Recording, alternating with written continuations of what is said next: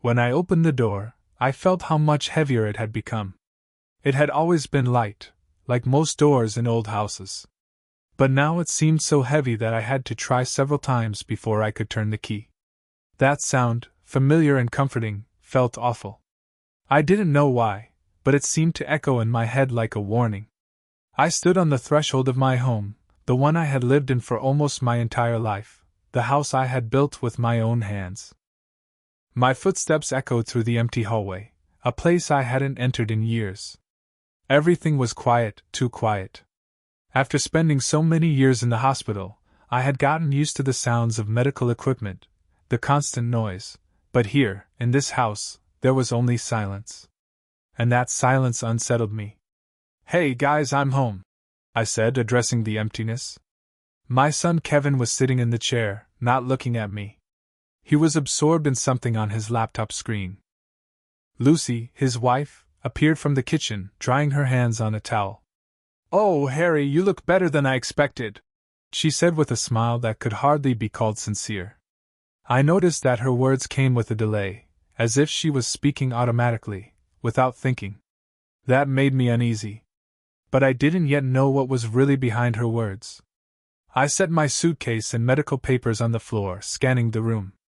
This was the same house where I had spent 37 years of my life. Everything should have been in its place. Photos on the mantel. Books on the shelves, old and dear. But it was all gone. Instead of the familiar books, there were new ones, neatly arranged by color rather than by memory or sentiment. And somewhere in the corner, the old lamp that I had bought with Sarah at a garage sale was gone. I had loved it so much. "Where are my things?" I tried to hide the confusion in my voice. "We just decided to tidy up a bit," Lucy answered, her voice becoming steady and cold, as it always did when she tried to avoid a direct answer. "Tidy up? This is my life, Lucy. My memories."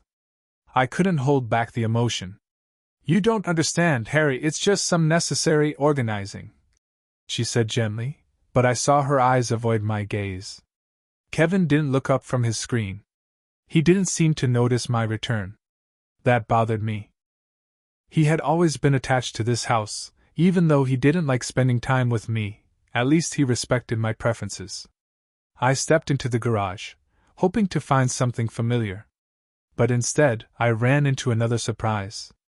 All of my tools, which I had used for decades, were neatly packed into boxes. All those photographs I loved to look at were gone.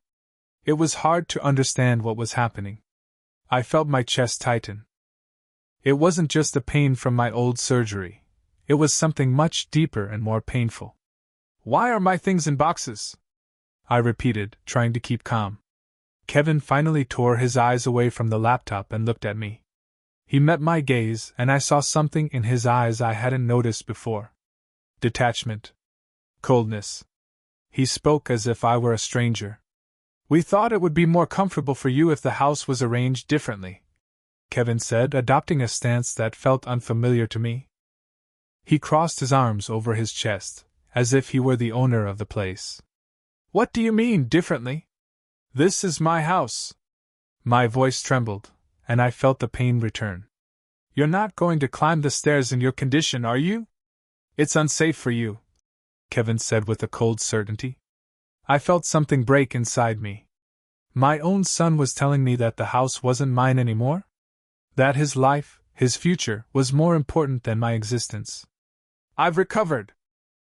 I've been cleared for normal activities," I said, trying not to show my despair. "It doesn't matter," he replied, and in his voice there was something I couldn't understand. That moment was a turning point for me. Realizing that my son no longer considered me a part of his life was hard. I climbed the stairs, feeling every movement, every ache in my body. But something was much heavier than the pain. It wasn't physical suffering. It was the realization that here, in this house, there was no longer a place for me. My place had been taken by strangers. I walked into my bedroom. It seemed to remain the same as before. The same bed. The same view out the window. But everything looked different. It was as if everything had changed. This wasn't the house I had once lived in. This house no longer had love in it. There was only space, filled with emptiness. The evening I had imagined spending with my family after returning from the hospital turned into endless loneliness. Lucy and Kevin were having a quiet conversation downstairs. Their voices didn't reach me, but I knew what they were talking about. They were discussing me as if I were something unnecessary, outdated. A burden that needed to be gotten rid of. I was no longer part of their plans. My life, my memories no longer mattered. I sat on the bed, trying to understand what was happening. When Lucy and Kevin wished each other good night, I felt the door to their room close behind them. Their steps, without a single glance in my direction, were the last sounds I heard. I stood in the room, surrounded by boxes and things that no longer belonged to me. Lucy and Kevin explained that it was necessary to reorganize the house, that they needed to rethink the space to make it more comfortable for me. But I couldn't understand how they could so easily rearrange my entire life. When I asked why my things were packed away, the answer was something so casual, as if I just didn't understand that the house needed to be reworked. I felt like I was being pushed out, like I was becoming unnecessary. Lucy didn't seem to care that this was so painful for me. She spoke about rearranging, like it was some harmless task. But for me, it wasn't just a rearrangement, it was an attempt to erase everything tied to my past. Everything I had built and defended. The house had been my world, and now it was turning into an empty space, disconnected from everything I had once loved. Kevin, with his impassive face, calmly glanced over the boxes and said, "You're not going to climb the stairs in your condition, are you? It's unsafe for you." I felt the coldness tighten around me. His words struck me like a blow. He said it as if it were a fact, something obvious, but there was no care in his voice. He spoke as though I was no longer a part of his life, as though my problems were only mine, not connected to his world. "I've recovered. I've been cleared for normal activities," I said, trying to keep myself together, but my voice betrayed me and wavered. I felt my body break, not from physical pain, but from emotional pain. It was like a disappointment that drained me of strength. "It doesn't matter," Kevin replied. His voice was so cold that I barely held back from shouting. I felt how hard it was to breathe. He said it as though everything had already been decided, as though I no longer had a place in their life. It was a sentence, and there was no room for me in their world. Silence hung in the air. It was like the whole house froze, and even the air became cold and heavy. I didn't know what to say. What else could I say? I didn't know how to respond to such detachment. My life, my memories, everything I knew and valued was disappearing. I might have said more, but it was hard. I felt myself slipping away, losing something important. I moved toward the stairs, not feeling pain in my body, but with every step I took, it became harder. I was alone. No one was waiting for me here. Lucy and Kevin spoke about a future in which I wasn't there. The thought that I was now unnecessary burned unbearably. I climbed to the second step, but with every step, it felt like I was moving farther away from this house, which had once been mine, from the people who had once been my family. I didn't know how it all had changed. I used to be a part of their lives, a part of this house. But now I was just a shadow. I climbed a little more, and I felt like this house was a stranger's place, a place where I no longer belong. I continued climbing, feeling with each step that I was moving further away from the house that once was mine, and from the people who used to be my family. I couldn't understand how everything had changed so much. This place, which I had built for us, now felt foreign to me. But the pain that began to build in my chest became an even sharper reminder that something was terribly wrong. That evening passed quietly. But the next day, I felt the familiar signs starting again. Chest pain. A slight dizziness. It felt like everything was returning. At first, I didn't pay much attention, thinking it was just residual sensations from my recent surgery. But the pain grew stronger. I felt it getting harder to breathe, as if someone were squeezing my chest. My heart was beating fast and irregularly. I tried to get up, but everything around me started spinning. I couldn't breathe. Every movement was a struggle. I needed to call Kevin. He was nearby, and I needed him to help me. I took a deep breath to shout, but only a weak whisper came out of my throat. Kevin! Kevin, help me! I waited. I tried to get up, but my legs wouldn't hold me. I fell back onto the bed, trying not to lose consciousness. I called his name again, a little louder, but the response was silence. Minutes passed, and the pain kept growing unbearable. I realized Kevin wasn't coming. He didn't hear me. Or maybe he didn't want to hear me. I tried calling him again, but my strength was fading. I lay on my back, staring at the ceiling, and realized I was alone again. The son who used to be my friend was now simply ignoring me. I couldn't believe I had ended up in this situation. My strength was running out. With each breath, it became harder to breathe. I tried to reach the phone, but it was too far away. I tried calling Kevin again, but the words wouldn't come out. I was on the verge of losing consciousness when, finally, he came. Kevin entered the room, but his gaze was distant, as if it was someone else lying there, not his father. "What happened?" he asked with a slight irritation, as though I were bothering him. I could barely answer, as the pain tightened my chest. I could barely hear his words. He didn't rush to come over to me, didn't hurry to help. With each step he took, I felt my body growing weaker. I didn't know what to do but tried to keep breathing. He didn't rush to call an ambulance, didn't try to help me stand up or do anything. He just stood there, watching me with an expression of indifference. And in that moment, I realized my son wasn't going to help me. He was simply ignoring my suffering. I lay on the bed, feeling my strength slip away. Each breath became more difficult, and the pain wouldn't let go. I kept looking at Kevin, who still hadn't come to me, hadn't offered help. His silence was deafening, and I realized he was here, nearby, but he wasn't going to help. He didn't call an ambulance, didn't try to understand how badly I was feeling. It was more than just indifference. It was betrayal. I tried to get up, but my legs wouldn't hold me. I realized that I wouldn't be able to take a single step unless I got help. I looked at Kevin again, expecting at least some kind of response, some sign of sympathy, but his eyes were cold. He didn't take a single step toward me. "Kevin," I breathed out with difficulty, but his face remained motionless, without any sign of concern. He looked at me as if I were a stranger, someone who had ended up in his house but had no connection to him. He slowly approached me, but instead of helping, he quietly, almost emotionlessly said, "You shouldn't have come up here. This is your mistake." His words were icy, as if I had become a burden to him, rather than a family member. I felt a void in my chest with every word he spoke. I looked at him, hoping for some kind of reaction, but his face remained just as cold and distant. He didn't bother to call for an ambulance, didn't try to understand how badly I was feeling. Instead, he walked toward the door, opened it, and stepped into the hallway. It felt like a knife in my back, and I remained lying on the bed, unable to move. The room grew quieter. I lay in the dark silence while Kevin's life continued outside the door. There was nothing left for me to do except try to breathe and hold on to consciousness. I heard him close the door, locking me inside. In that moment, I realized I was alone.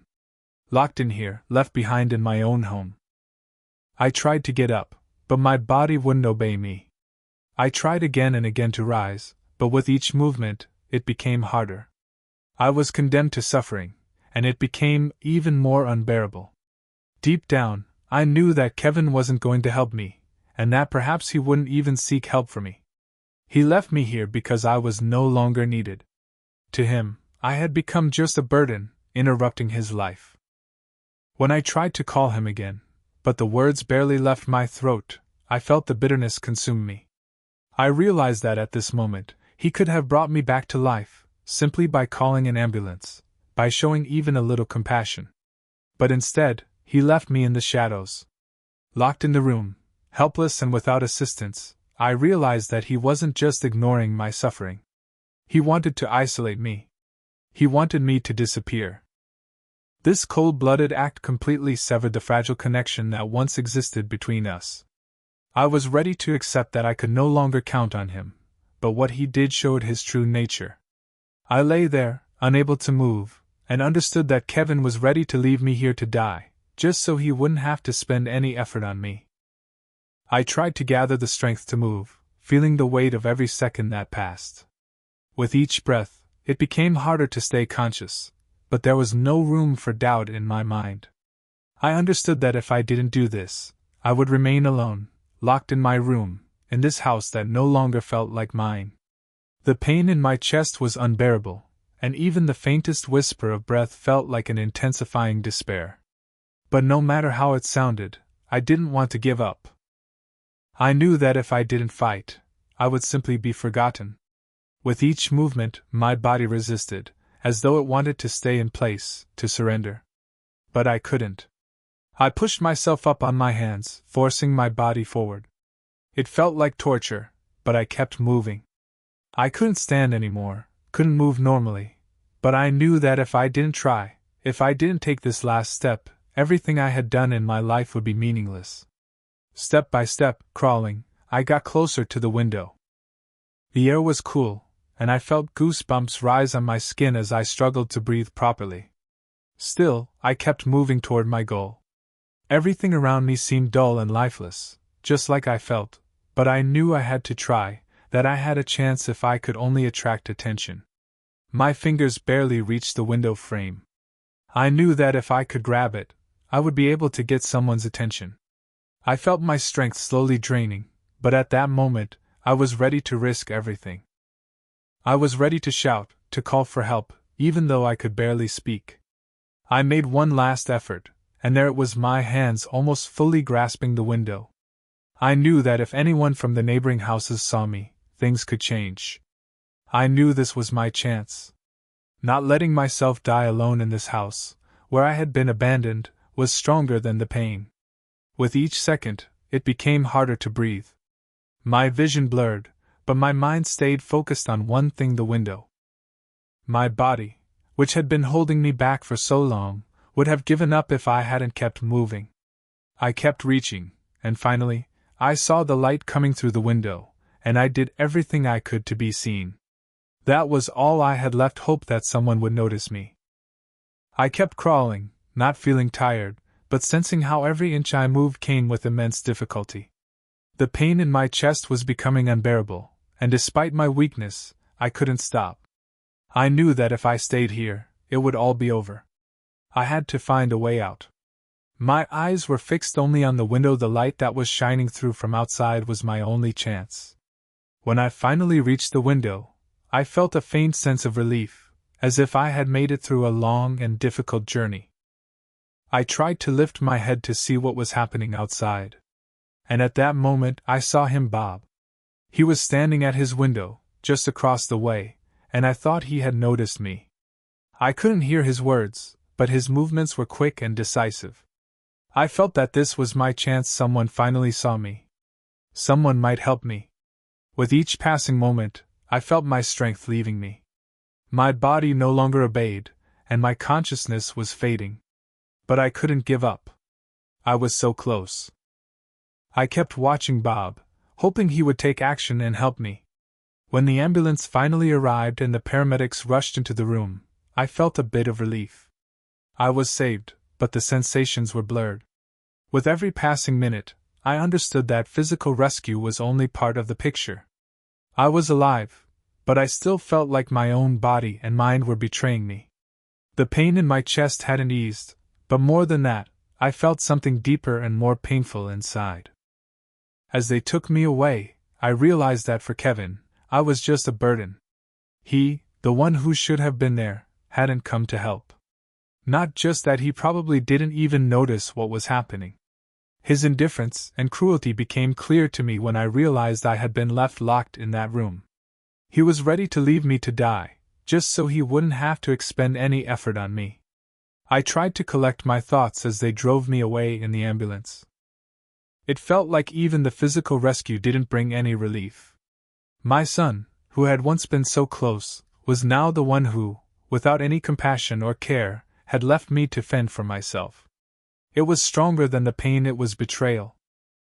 I was recovering from everything that had happened to me, but the feeling of betrayal still lingered. My body had become stronger, but the emotional pain remained, and I knew I couldn't just sit idly by. I had to do something. I was ready to act. I sat at the table, surrounded by papers and notes, and couldn't shake the thoughts of what had occurred. Kevin had left me to die. He didn't just ignore me, he had done it intentionally. And I couldn't let it go. My plan was simple: gather evidence. I knew what needed to be done for Kevin to face the consequences of his actions. He thought I wouldn't notice, that he'd get away with it. But I wasn't going to let that happen. When Kevin came, I invited him into my room. He sat across from me, and I turned on the hidden recorder. He didn't know what I had prepared.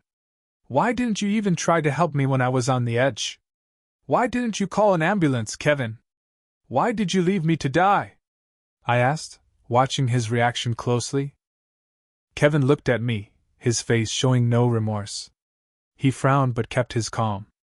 "You don't understand," he said, almost as an excuse. "I didn't think it would get this bad. I didn't know you'd feel this way. I just didn't want you to worry unnecessarily." I felt the blood pounding in my temples. His words were empty. He was trying to justify himself, as if his behavior could be excused. But I knew there was something much darker behind it. I knew he knew I was in danger, and still, he left me there.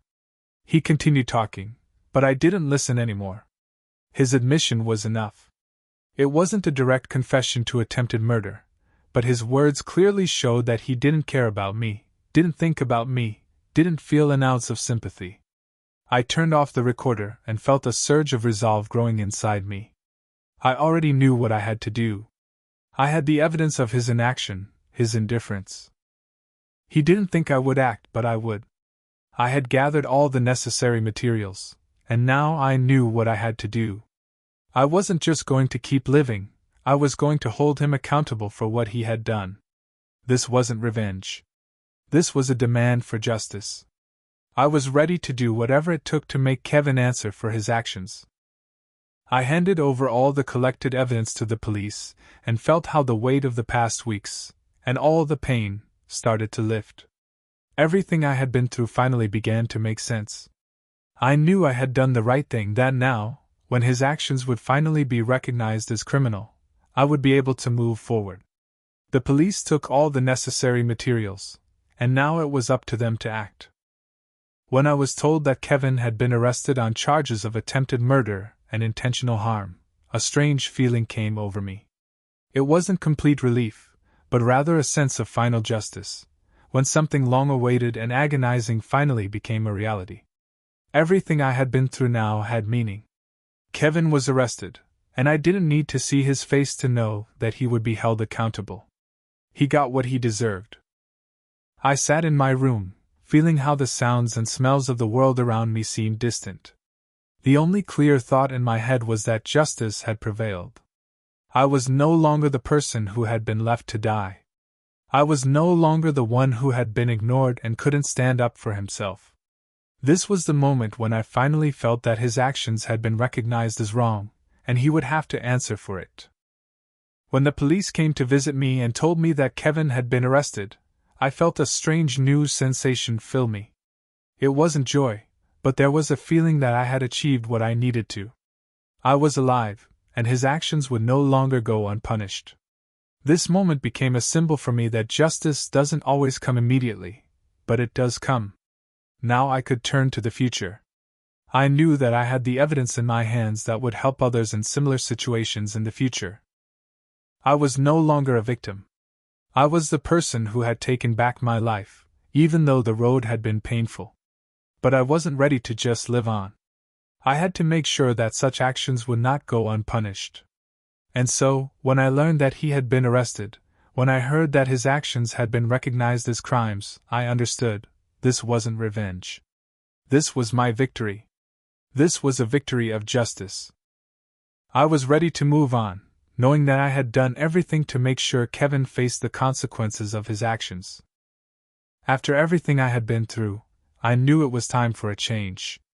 The house, which had once been my stronghold, had become a symbol of pain and betrayal. I had built this house, pouring my soul into it, but now it felt alien to me. All the memories I once wanted to preserve had become tied to pain. I could no longer live here. Selling the house was not just a decision, it was a symbol that I was ready to leave everything behind and start a new life. I understood that parting with the house was a final farewell to the past, to what I had considered my life. I no longer needed to look back at what had been. I had completed the legal proceedings, Kevin had been punished for his actions, and now, at last, I could breathe. However, unlike what I had expected, my son's arrest didn't bring me relief. It was important, but it didn't bring satisfaction. I didn't feel joy that he had been punished. I only realized that the break with him was my step toward inner freedom. This was not the end, but a beginning. The process of breaking ties with Kevin had been painful, but necessary. We were no longer bound by blood or duty, and that brought me immense relief. I was no longer a prisoner to someone else's actions and deception. With each day, with every step forward, I felt how I was freeing myself. At first, it was scary, but then I realized that the further I moved away from him, the easier it became. His departure from my life was my chance to start anew. I knew that a new path would open up for me, one that I would walk with the confidence that there was no place for traitors in my life anymore. And in this process, support was important to me. I was grateful that Bob, my neighbor, was nearby, someone who had become more than just an acquaintance. He was the person I could talk to, lean on. His support wasn't some external kindness, it was genuine human involvement. He helped me believe that true support and love exist, that it can come from someone who's there for you, not just from those you call family. This was an important revelation for me. I felt that Bob had become the symbol of what I had been seeking for so long, real care that isn't based on blood or past relationships. As I parted with the house, I realized that it was a step toward a new life. I was no longer the person who had been betrayed and left to die. I became someone who had made it out of that hell and was ready to begin again. I once again felt that I was the master of my life, and no one could take that freedom from me. Now I was ready to move forward. I knew it would be difficult, but I had a goal to rebuild my life. I could start with a clean slate, building something new each day. I realized I had gone through deep emotional turmoil, but at the same time, I had become stronger. I knew that despite the losses, I had managed to restore myself. Bob became a true example for me of what real support is. He showed me that family is not just those you're bound by blood with, but also those who are there, ready to support you in difficult moments. There was great strength in that, and I felt that now I had everything I needed to move forward.